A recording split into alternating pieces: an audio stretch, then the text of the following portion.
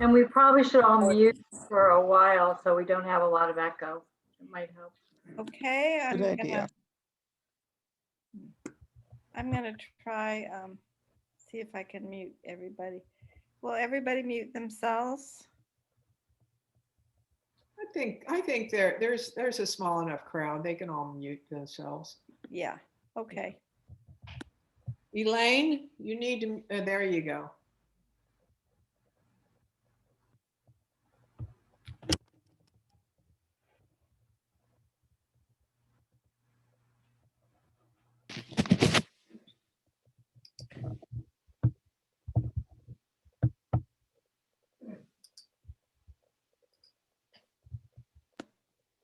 Holly, you're, Oh, you want me to go ahead? yeah, we're waiting Oh, for you. okay. Gracious God, who calls us to love, listen, and serve, guide us today as we come together to listen, to share, and to learn. Inspire in us curiosity, creativity, and courage, and remind us of your compassion and strength in moments of pain or vulnerability. Help us today grow in understanding so that we might live and love in the world with full hearts, trusting you are there to guide us and to walk with us. Amen. Amen. So for those of you who don't know, I'm Carrie Dawson. And I'm here because I invited your leader here, Diana, one of your leaders, into our dream group. And so she asked me to do this today, although she's quite an astute dream worker herself. And it's titled, a lot of people think dreams are just, I had something to eat. And, but it is a very spiritual thing that we do when we do dream work. And it's called Dreams, Symbolic Guidance from the Soul. And you have to remember that it's symbolic. So I wrote an article, and you'll get a copy of it later on this particular subject. A curious acquaintance once, who I know, who knows that I facilitate dream work groups in which I encourage dreamers to write down their dreams, asked me recently, so what do you do with them once you write them down? I mean, what's the purpose? What purpose do they serve? Well, I said, not much other than, wow, that's interesting, unless you learn the symbolic language of your dreams. So many do not understand the connection between dream work and the spiritual journey. Although some people seem amused and mildly intrigued about their dreams, they often comment about how silly or crazy or terrifying they are. Must have been something I ate before I went to sleep. Otherwise, why would anyone dream about flying or going to church naked or bumping around in the dark and dank basements of strange or familiar houses, driving a car into the same dead-end roads over and over again, or off a cliff, or dreaming that a healthy loved one died? So you'll see on the next slide that where dreams come from, and it's not like taking an X-ray. So it's like, if you could take an X-ray of the soul, maybe that would work. That's not it. There. Okay, you don't have to leave that up for now, but it's okay. Many do not understand, or dreams come from the unconscious part of us in our psyche, the place that contains all the complexes, and that's a technical term, from our early childhood and way beyond that from our ancestors, and all the things we may have suppressed during our lives, parts and parcel of what we thought we discarded or forgot. So all of this stuff gets shoved into the unconscious part of us. The unconscious material is then influenced by what we may be reflecting upon in waking life, what we are engaged in and struggling with in our outer world. Our unconscious seems to have a mind of its own. It selects out symbols. And here's what symbols are in your dreams. They're the people, the places, and the things in your dream. They're all symbols, and they're like a foreign language. And it creates a unique language to communicate messages from the soul, presenting them in fragments and sometimes in full-blown Hollywood productions we call dreams. Now, I dream short dreams, but I have a friend that when she writes down her dream, it is a Hollywood production. I mean, it goes on and on and on, and you're going like, oh my God, how, I mean, there are also archetypal symbols.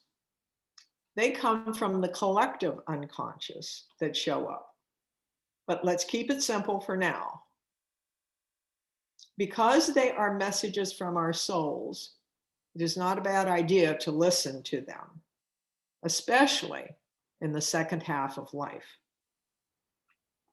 As Jungian analyst Robert Johnson says, and one of his books is on the list, isolation from the unconscious is isolation from our souls.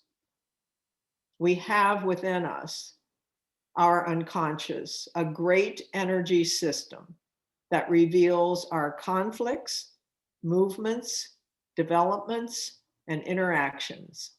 It is called dreaming. Dream images make no sense in ordinary terms, and we often dismiss them as meaningless.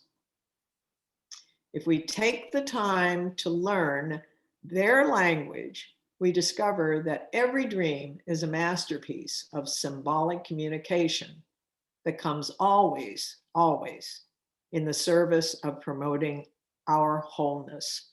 And that's what we're here for, is to become more whole and ultimately unite with the divine. And that is true wholeness. So a couple of examples. A man in his late 40s related a dream to me in which his young son died. Having lost his first child when she was an infant, he was visibly shaken, feeling that this dream was prophetic, creating fear of losing yet another child. I knew a little bit about the context, what was happening in his inner and outer life at the time. And I suggested that the boy who died in the dream was a part of him. The dream was a message to him from his unconscious that it was time for that childhood part of him to die, that perhaps he needed to let go of the anger, the regrets about his imperfect childhood, to free him to live more fully into the adult he was becoming now. In other words, his son was a symbol of the part of him that was preventing him from growing up. It needed to die. So this is just another way of looking at death too, because there are many ways. I do a lot of grief work, and death is not necessarily physical death. It can be death of relationships and so on. Now, it's rare in that our dreams have a literal meaning, and that's what he was doing. Otherwise, I would have been quite concerned when one of my friends dreamt about a flatbed truck colliding with me as I smiled and waved to her and she witnessed my decapitation. She also awakened terrified. As I told her, it's not about me. I was merely a symbol that her unconscious chose to represent something about herself and present it to her in a story. What part of her do I represent in her waking life? What did I symbolize? Her answer was spirituality, healthy aging, and wisdom. So is this something she was striving for? What might be preventing her from achieving this?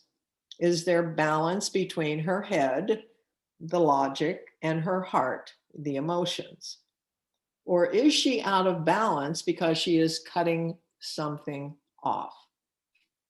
What does she need to do to achieve more integration and more wholeness?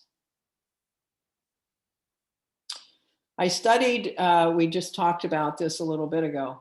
I studied with dream guru Jeremy Taylor at the Graduate Theological Union. He was a UU minister many years ago.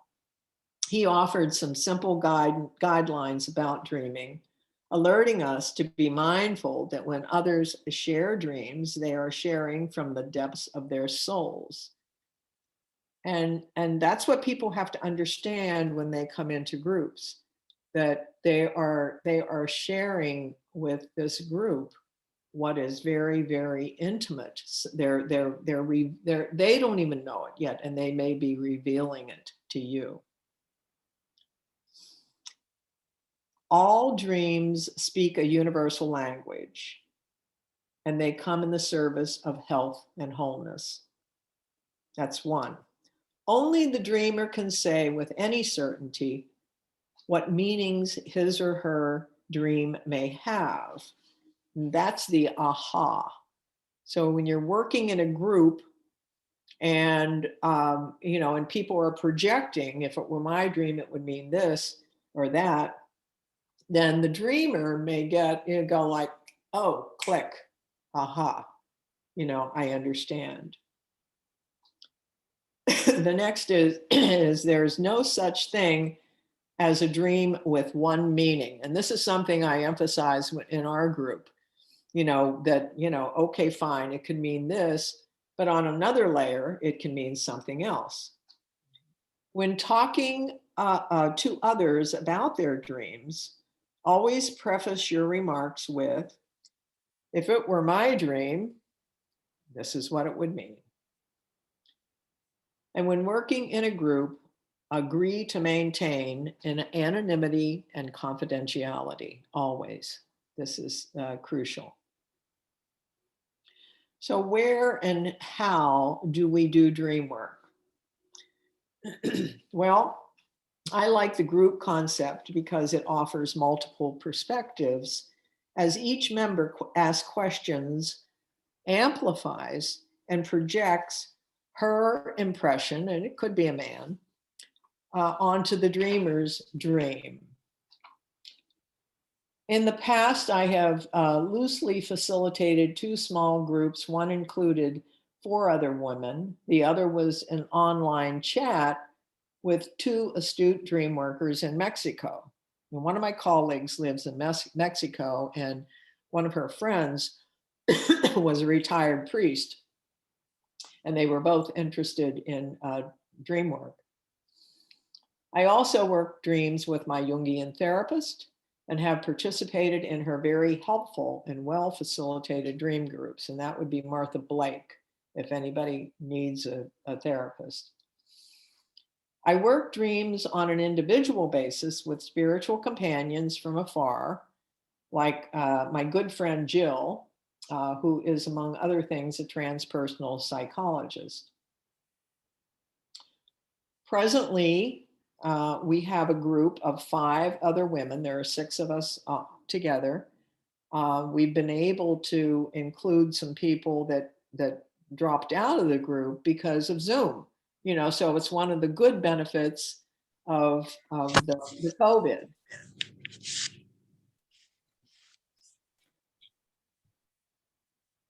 And I also, when I'm working with, I see people for spiritual direction and for grief recovery work. And if I don't use it all the time, but if it comes up and they want to, we will work their dreams. So in our busyness and tiredness in a linear thinking Western culture, we get spiritual amnesia. We forget about all the resources that we have within. We isolate from our souls. Instead of taking the self-care time and energy to know more about who we are and where we are called to go on our journeys to wholeness, we can become jaded and dismiss dreams and miracles as mildly curious fairy tales from biblical yore. Yet both are happening amidst the high-tech 21st century world of today. But we must choose to delve into the bountiful resources of our own unconscious, the incredibly beautiful, paradoxically funny, divinely scary revelations and guidance that come in the form of our dreams. So I'm going to, if anybody has any questions, and now's the time to, to ask. I mean, you can ask as we move along, but feel free to ask anything.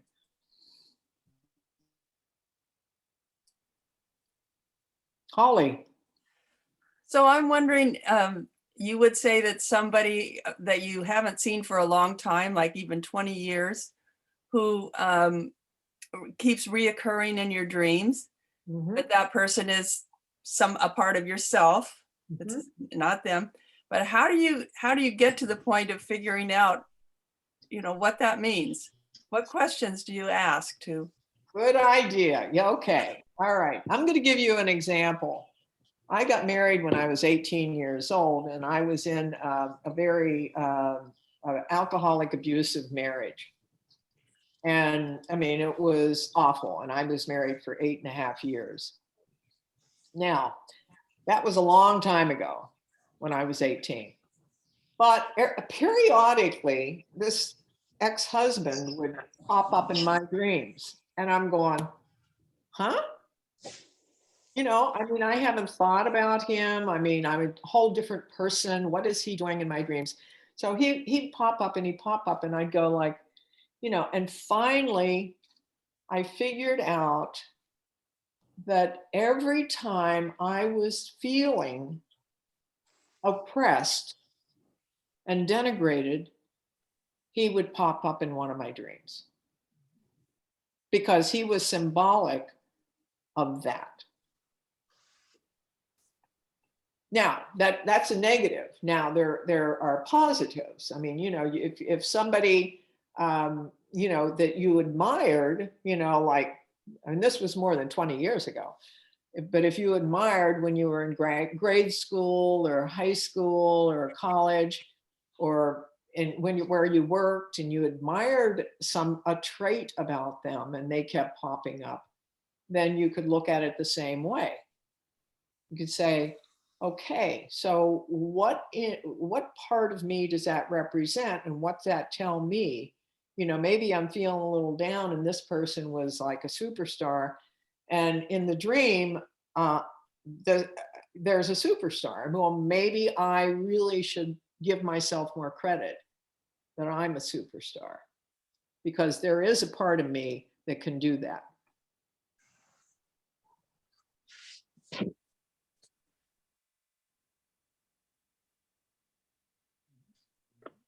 Elaine, I have a hard time remembering my dreams.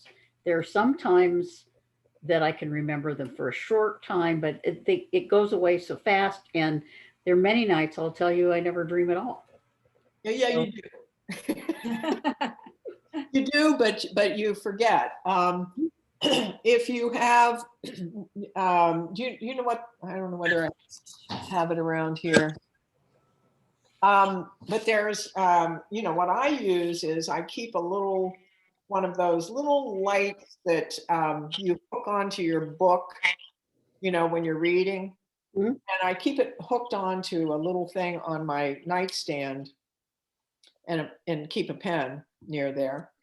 So if I wake up and I really don't want to sit down and do the whole dream, I will just jot down some of the items that came up. And then in the morning, I'll try to go back to that and, fill in the blanks. I mean, it will trigger things. And don't ever think that even the fragments aren't important. This is one of the things that Jeremy Taylor said, because he had one student one time that he talked about that said, I never dream. And this and the student would came to class and he finally had this fragment of I don't know, it was a purple rainbow or something like that. And as it unfolded, the guy came out as gay. I mean, it was just that little fragment that they started working on to dig further into the psyche to see where this was coming from. And I don't even think the kid knew it at the time. So don't hesitate to write down, just jot down, pieces of it, and then try to put it together in the morning. I think Kathy and then Cheryl. I just have a quick comment from having done that. I did it for a long time, but I'm not doing it currently with writing down the dreams. It really helps if you can maintain the position that you were in when you had the dream. It's amazing how when you move, it moves the dream away. Yeah. Cheryl. You're muted. That was exactly what I was going to say. I attended a dream group when Shannon Leach gave it. And it was amazing. What he talked to us about from Jeremy's book was jot down when you wake up, before you sit up, you stay in the position you wake. You try to sort of think about what was going on before you're reaching total consciousness even, and then write down. So I've learned that you can actually train yourself to remember your dreams, but it's that process of being still, assuming the same position. And that really works if you work on it. At least it did for me. Well, practice also, because Yes. what you're doing is, and it's the same thing with dreaming. Mhm. If you are intentional about it, if you go to bed and you write down an intention, it might not happen the first night, but if you keep going and you ask psyche, Mhm. I want to dream, and you keep at it, they will come.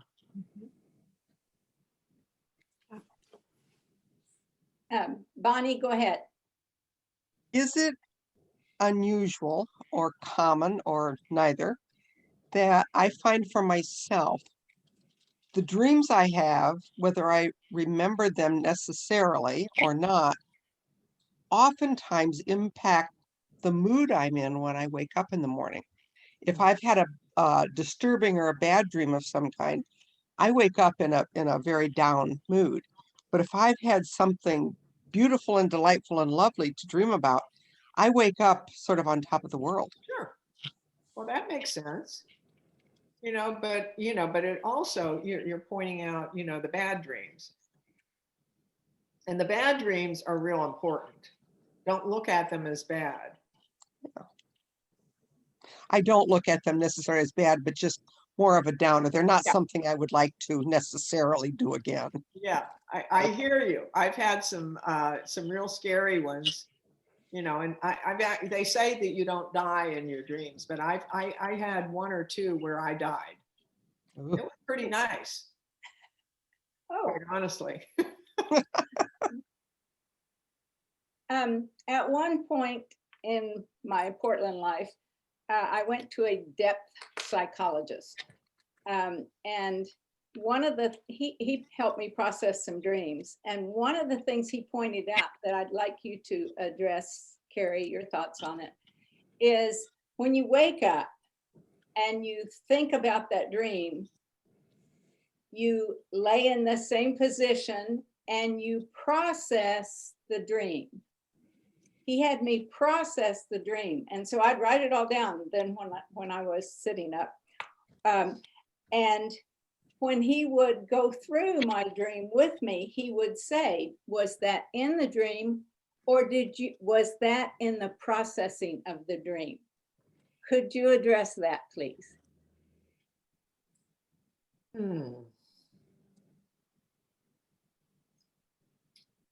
Well,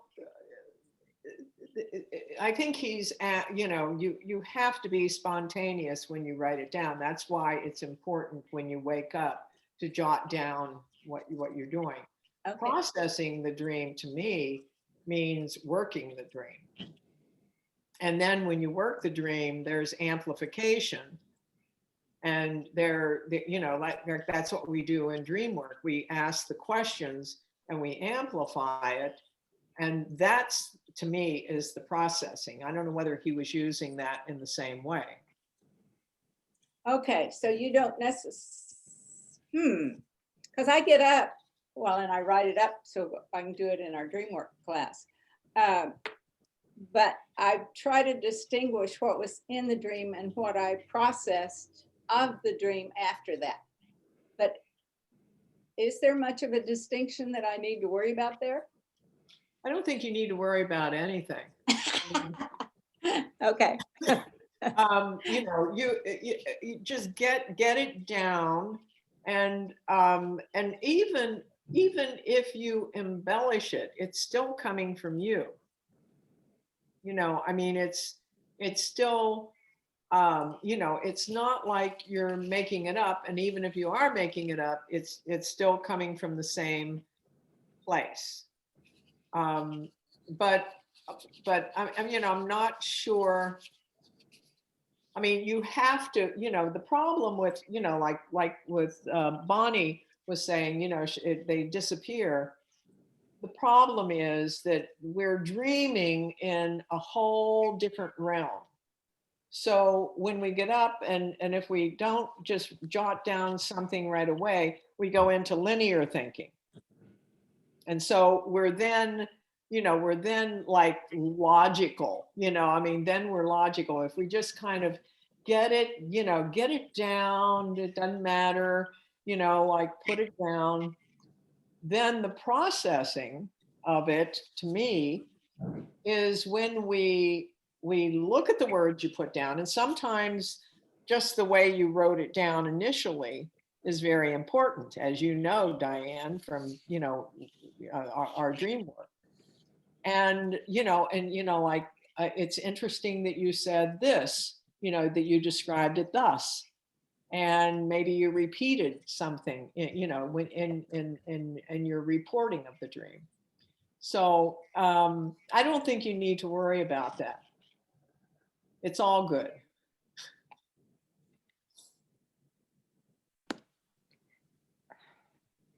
Ollie, didn't you raise your hand? Okay. I thought Unmute. Molly had There her we hand go. up. I just wanted to ask you what you spoke a little bit about the, I guess the collective unconscious ones that emerge. Can you speak a little bit more about that? Yeah. Yeah. The let's put up the map of the psyche.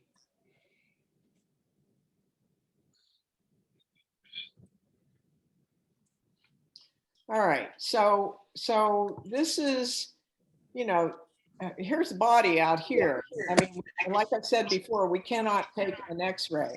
Allison, would you mind muting your phone?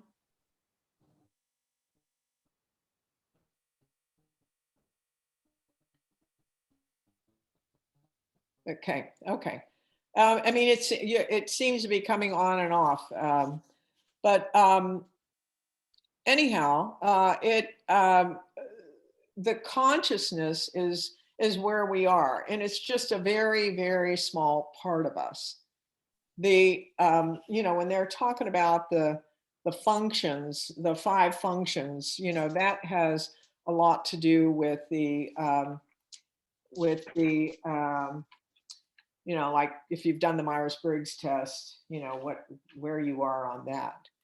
The personal unconscious is our it's the container of our complexes, as it says.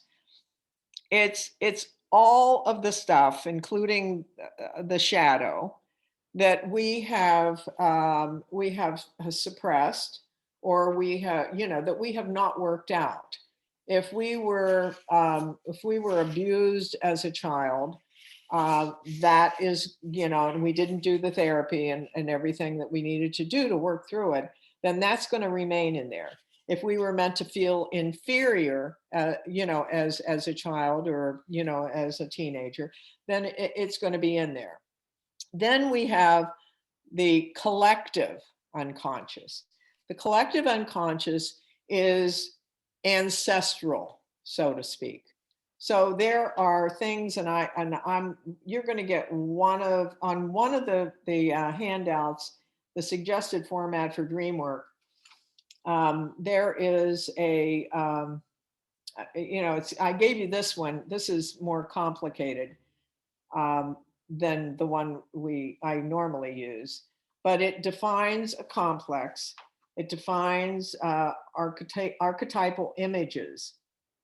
So archetypal images form out of our personal experiences and is visible and is the visible aspect of the permanently irrepresentable archetype. When an archetype constellates in a situation of need, it gathers associational material which renders it visible and so capable of conscious realization. Archetypes, and you can think of them as, and I'll give you some examples. Archetypes want to return to life, to be shaped into conscious life, to pour energy outward. When their old forms wear out, the motifs cranked out by the collective unconscious always needs new forms connecting them. So here are some things, if you dream of these things, which might be the archetypes, and think of the archetypes as, like I said, ancestral, that we I always told people that when I did my Jungian analysis, I was not only working for me, but I was working for my mother, her mother, her mother, her mother. So I am carrying all of that with me. So here are some archetypes: life after death, the hero. The hero, appears in various forms. And this developed from a primitive symbolism of light, and who sacrifices him voluntarily because he's an infant longing for mother. So the divine child is an archetype. The mother, there are various archetypes appear that are as mother. They come in different forms. In fact, I think one of the dreams we're going to talk about doing with art has a mother, an archetypal mother. The golden age, intuition, the witch, the earth mother, all of these things. I would encourage anybody who's really interested in this to get. I think this is from Johnson. I think it's from Johnson's book, and he's on the list. Look at his list. Even Robert Johnson. Look at, you could Google archetypes, or if somebody is really interested, I can look up some books that might be helpful.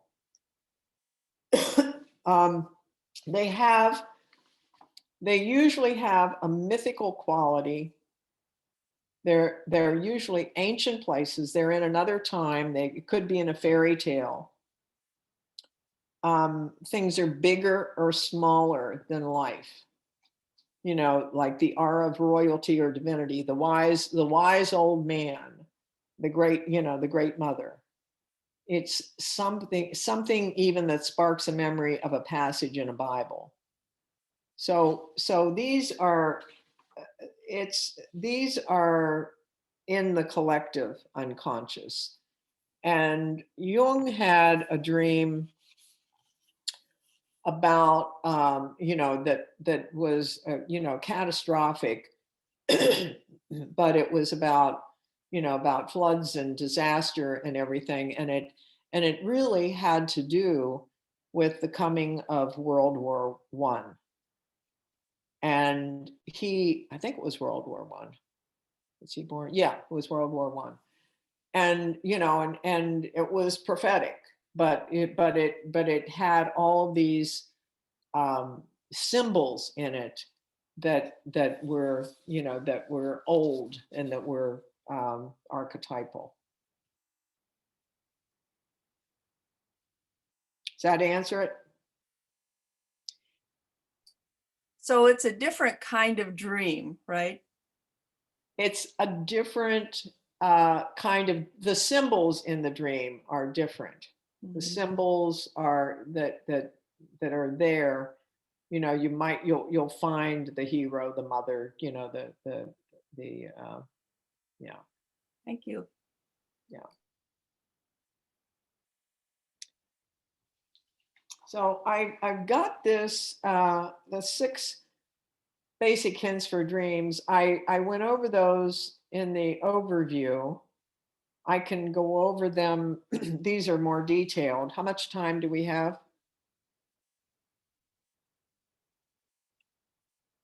About 20 minutes. Okay. All right.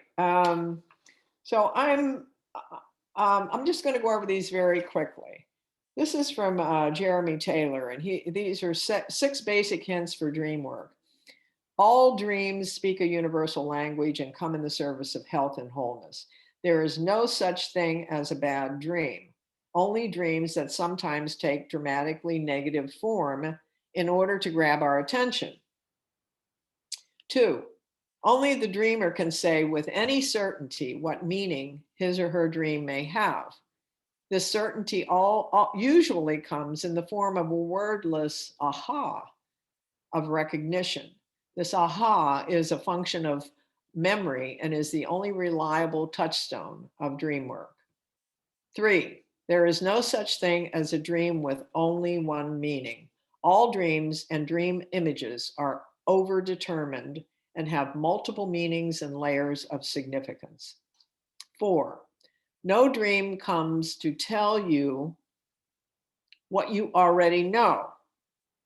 And this is why, when we come to our, we have a very experienced dream people, but you think but maybe you don't. Maybe there's another layer. All dreams break new ground and invite you to new understandings and insights.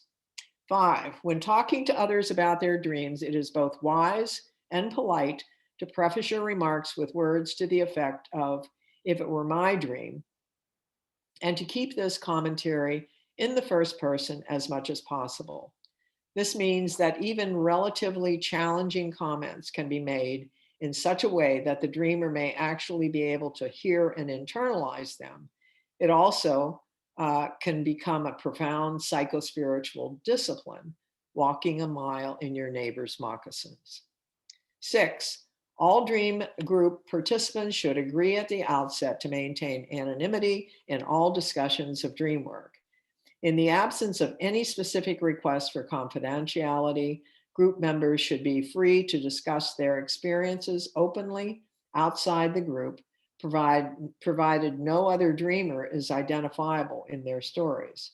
However, whenever any group member requests confidentiality, all members should agree to be bound automatically by that request. So I have any questions on that? Okay, I've got a format which you'll get a copy of. That and we have not been doing that, but an opening ritual to get everybody centered because we're not meeting in person anymore. But a check-in, and we started checking in by email the day before. So we will write to the whole group and check in as to what's happened in our life since our last meeting. And then the dreamers who did not share dreams the last time start first. And we usually designate 2 people who are going to share their dreams. So they provide a copy of the dream, the date of the dream, the number of the dream, if it was more than 1 per night, the title of the dream. And that's another thing we can do to help us when we write down the dream, give it a title. And we recite the dream always in the first person. You don't say, yeah, I was there, but this happened and that, and she went there. And I am in this house and I am walking toward, you don't do it in the third person. Okay, and then you give the context. You speak of the context, the last few days or more before the dream occurred. And you include feelings and significant events. And sometimes we forget those, because they don't seem significant at the time. And then in the dream group, you have what's called amplification. That's each participant in the group will ask clarifying questions and try not to psychoanalyze the dreamer or project at this point. When amplification has been exhausted, each participant, one by one, projects, if it were my dream, it would mean this. And then they give what they think it would mean. So this has more to it. It has about reflecting about the dream message. What is my unconscious trying to communicate to me? Dreams normally do not come to tell us what we already know.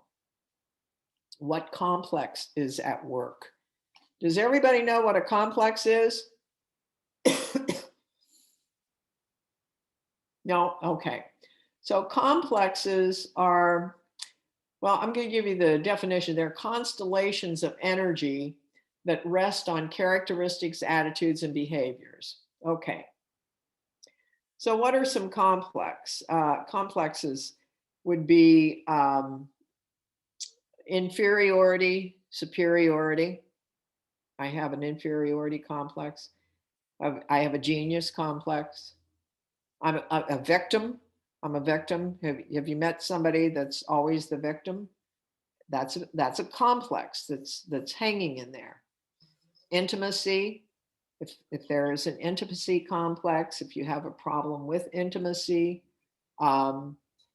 human drives such as sex, recognition, greed, envy, all of these can have complexes. Relationship complexes like mother complex and father complex. Okay, so those are things that that we can look at as we do our dream work. Now, I'm not going to, I'm going to give you a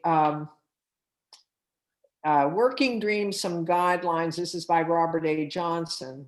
This is a little more sophisticated. You will get this. But if you're interested, look at it. But I mean, it's got the same format, but more. And he goes all the way into what's called active imagination. And active imagination is something like Diana was talking about, when you go back into the dream.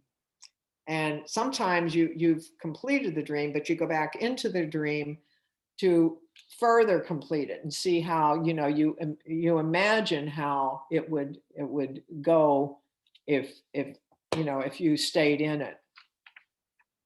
So that might be important.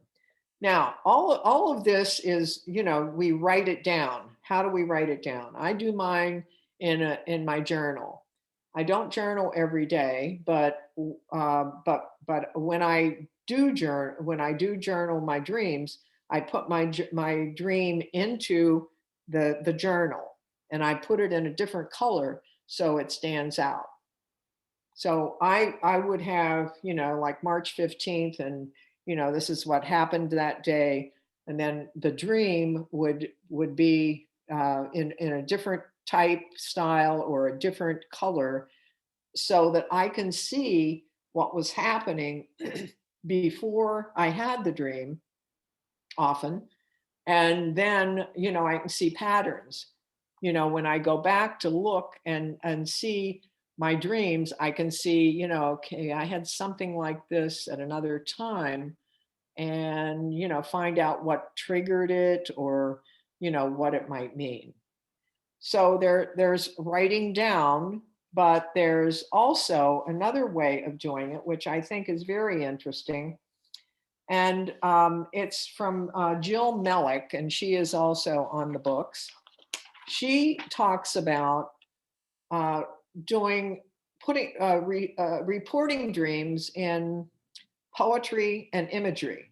Now, if any of you are artistic, this is a perfect way. I mean, to just, if you have the dream and you're artistic, which I'm not, you draw it. You draw what happened.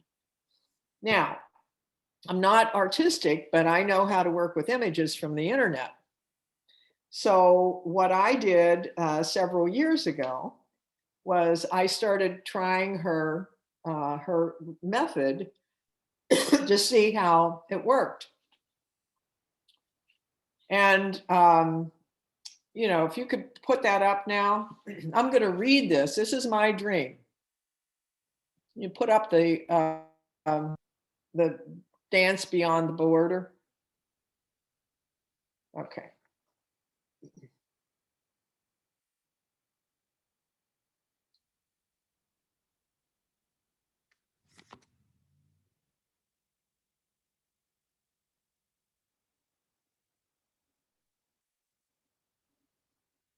Can you make that smaller?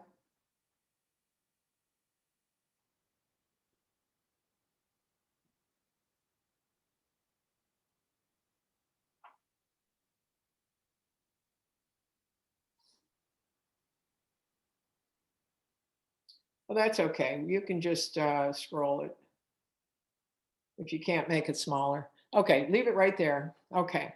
So this is my dream, and this is how I would read it. Tall, thin man from the past. High school, perhaps. Mexican woman, full-bodied. Victim lying tied on the floor. The executioner on the sidelines, practicing his steps.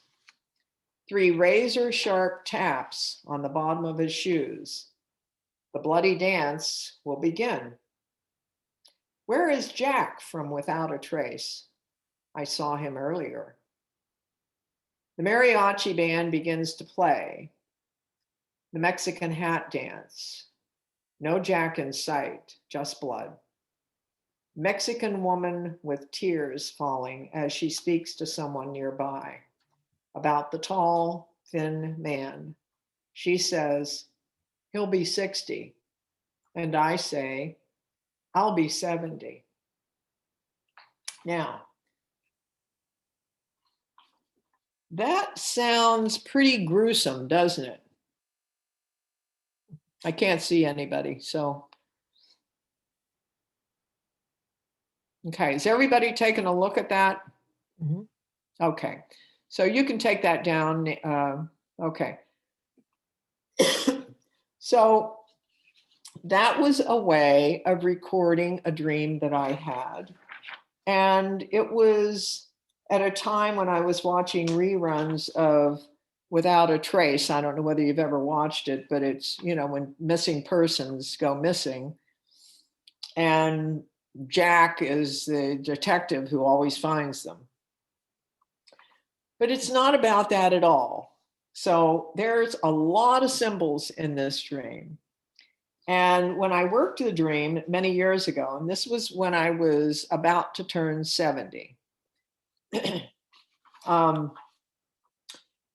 tall, thin man was not the executioner, but he seemed to be an important character on the sidelines. The victim is, I believe, a man also. And this might be the death of the masculine aspect of me. You see the symbols? The woman, the anima feminine, is also a bystander. They also, they all seem to not want to go through with this, but are forced to do so by some unknown authorities or intimidators. The self, the psyche, the divine. Okay, there's something that, you know, that has to be done here on the border. I'm on the border here. I hesitated when I was told that the man was 60, as I thought we were the same age. In other words, I thought I was younger at the time. Then I realized, as I often do, that I was going to be 70. I noted that both ages referred to the future in my dream, the anticipation of that, which seems to be the ritual, which will be celebrated, like the silly song at the execution of my former self. So see, this sounds like it's really awful. You know, there's an execution, but it's the and I've watched this with people I work with, is when they get to that border between the 60s and the 70s, it freaks them out. You know, they just, you know, they really have a problem with going over that border. Perhaps it is the execution of the masculine part of me that needs to die. And nobody can save me from this, not even Jack, who finds and saves lost people who disappear without a trace. The blood is life, but there was not much blood for such a gruesome slicing of this part of me. The full-bodied feminine, symbolizing the old crone, maybe, is tearful but compliant, and perhaps the wise old woman. And this might be an example of archetypal, emphasizing that no, you are not 60 anymore. Even those who you think are the same age are younger than you, forcing me to acknowledge and accept my aging and my mortality. This dream is very similar to others I have been having about transition, transformation, death, the alchemical process, and especially illustrating that there is no way that the door can be secured or the border can be secured. And I had another dream about the same time about trying to keep a door closed, and I couldn't do it. So trying to keep, wait, I'm not ready for 70. I don't want to go there. Trying to keep the door closed that remained ajar, and trying to keep the aging process and death out. And I also believe that it came to me to help me to be more whole and complete as a human, being intentionally on a path of individuation.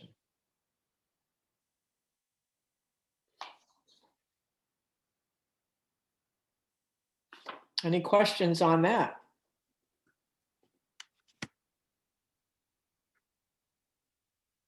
What part of the brain do dreams come from? I would say the right, if I were going to pick a part of the brain, but they come from our unconscious.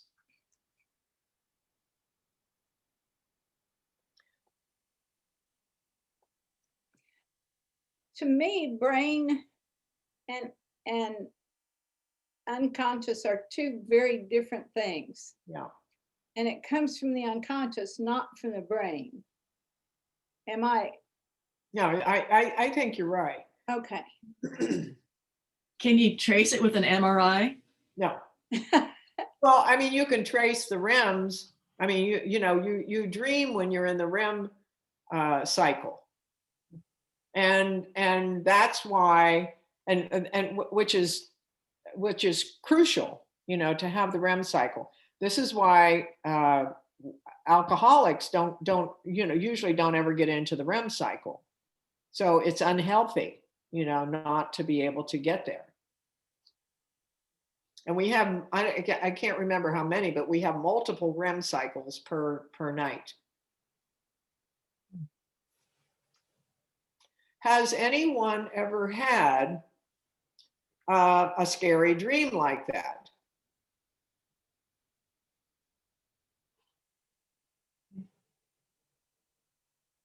I I tell bet my everybody has, I'm sure. We just don't want to. I mean, I'm not going to ask you about it. I just, I'm trying to point out that it's scary, but you see when you work it, that all it's saying is, that, hey, you're dealing with your aging and mortality. And it comes with, these are the symbols my psyche picked. Helen, you're trying to say something and you're muted. Can you unmute, Helen? Helen, can you unmute?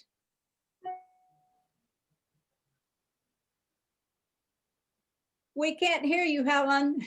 Oh, That's Helen's bad dream. that's right. That's right. Elaine, did you raise your hand a while ago? Elaine Johnson. No? Okay. I thought you did. Sorry. Oh, here's Allie has her hand up. Yeah, I missed 20 minutes of this whole thing, but I, for many years, could not remember dreaming at all. And about the last 6 months, almost every single dream that I have is sort of what I would call negative. Now listening to you, I wished I'd written them down and tried to pick them apart, but it doesn't seem like I ever have pleasant ones. They're always, there is blood involved, and people from my past that have died are really alive, but then I wake up in the dream, so to speak, and they're not alive.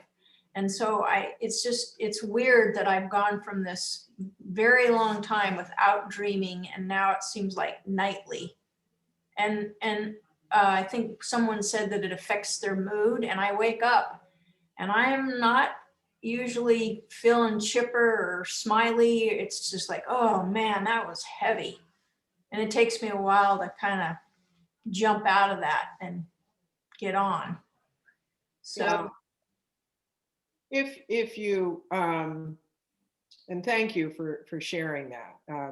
But if you, you may want to start writing them down, and even though they're scary, and find out, you know, if you can work it with somebody. And that's another thing. I mean, I would offer to anybody who wants to, a half-hour free consultation, if you want it. We would have to do it on Zoom, and it would have to be scheduled. But you know, but start writing your things down, because if nothing else, that was Elaine or who? I've lost, I can't see anybody now. Well, was something has Alex. happened. Helen, you have share screen on and it's interfering with the show. Helen, can you push the green button and it says undo share?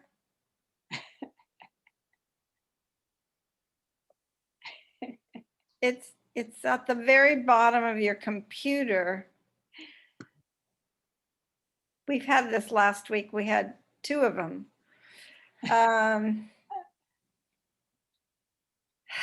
What else can we tell her to do? Kathy, Yeah. Bonnie, go talk. can I suggest, I know on my computer, I have to move my mouse around for that bottom panel that has start video, whatever, yeah. share screen on it. So it doesn't always show unless I move my mouse around lower on the screen, and then the share screen icon will come up. yeah, I and might just try. Okay. Oh, there we There go. we go. Good All right. job, Helen.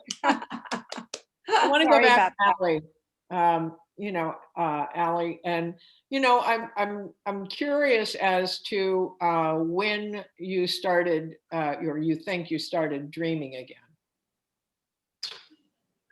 it seems like this about 5 months ago. Okay. And go ahead. What was happening in your life at the time? Well, that's what I was trying to think. I mean, it's the winter months, and I would have to go back and really look at it. I know I have trouble sleeping, and I used to take some supplements, 5-HTP and GABA, and I know that it seemed like when I started those up again is when I started really having these vivid snippets, you know. Well, yeah, that may have something to do with it, but you know, but they're there, you know, but they're there in your unconscious. So, you know, just the process of writing them out, and you know, will help you, and then you can take further steps if you want to work the dreams. But Yeah. you know, but ignoring them, it's like I told my grandson recently, because he was having anxiety about school. I said, honey, you know, he thinks a therapist is like an aspirin, you know. Oh, okay, I'll go to one, you know, once. And I said, honey, you can do it now or you can do it later.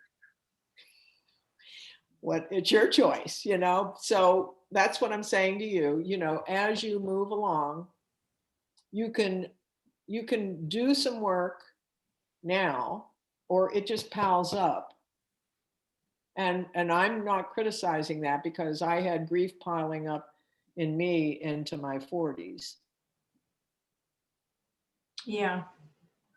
Well, I do think I'm getting kind of a little sharing a lot here, but I lost both of my parents in like a 3-year period, a couple of dogs, and then most recently kind of had a falling out with my sister, who is my only family besides, you know, my husband.